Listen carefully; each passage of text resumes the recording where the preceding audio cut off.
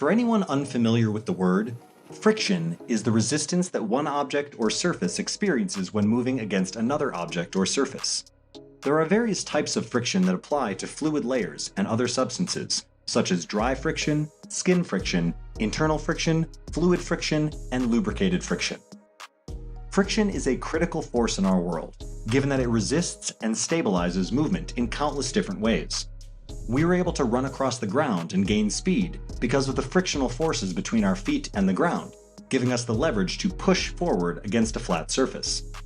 Similarly, automotive vehicles rely on friction to remain in control when flying down the highway or whipping around tight turns. However, not all friction is good, as it can also result in wear and tear, such as on the soles of your shoes or the wheels of your car. The two types of friction that come into play when moving two objects against one another are static friction and kinetic friction. Static friction is the force that keeps a stationary object in place. This static friction will remain in place until the applied force on the object overcomes the static frictional force. When discussing static friction, it's important to come down to the microscopic level.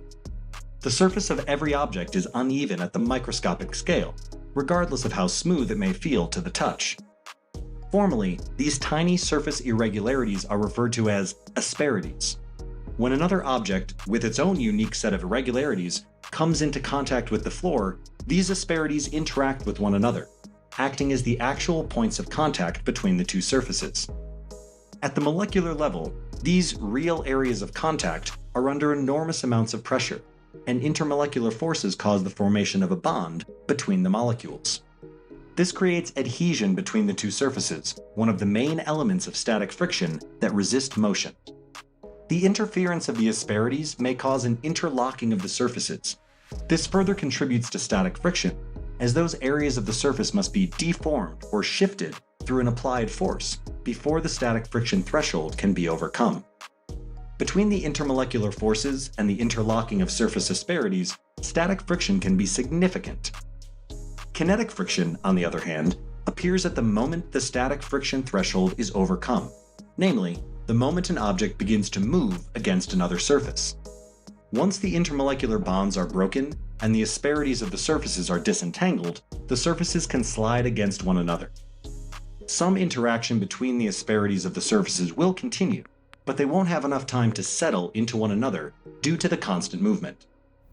Once the two forces opposing motion are eliminated, you will not need to apply as much force to keep the object moving as you needed to get the object moving in the first place.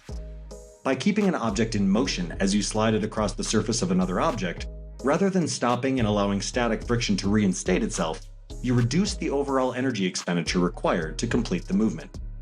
Understanding the basic physics behind these common types of friction gives you a greater appreciation for how everything moves through the world, and may help next time you want to feng shui your apartment.